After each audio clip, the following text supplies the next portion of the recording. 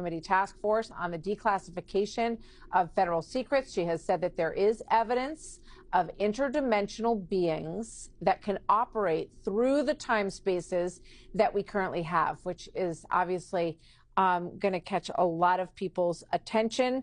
Anna Paulina Luna, thank you very much, Congressman. It's good to have you with us today. I want to go back to that. You told Joe Rogan in a podcast in August when you were discussing all of this that you have viewed evidence of interdimensional beings here on Earth and that they operate through the time spaces that we currently have. Can you explain what you mean by that?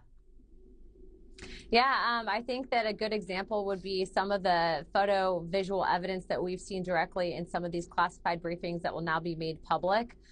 One of the famously now, I guess, infamous videos that we showed in one of our hearings was actually a video that was dead dropped to Eric Burleson, who's a member of Congress, from within the Department of War, and it shows a UAP, an unidentified aerial phenomena, deflecting a Hellfire missile. This was taken off of ISR footage off the coast of, I believe it was Yemen. So long story short, there have been briefings that we've received as Congress that leads us to believe that, yes, there is definitely an advanced technology out there that's not created by mankind. And yes, of course, we've seen other evidence where it could potentially be UAPs, and then we later find out that there's drones. But there is a certain amount of evidence that we simply can't explain.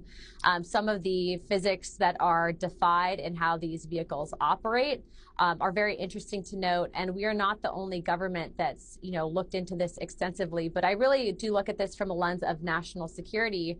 And as you know, as we continue to evolve specifically on the front of AI and drone technology, we have to ensure that are these things, whatever they may be, are they potential adversarial weapons, advanced weapons, or not? And I think the whole aspect that the federal government can deny access to members of Congress, of which has happened not just to myself, but to other members of Congress as well, is not just alarming, but it's also something that cannot truly exist in a free and fair society. Government should not operate in secrecy. And so I look forward to the American people being able to determine their own conclusion after they've seen some of the evidence that we have seen.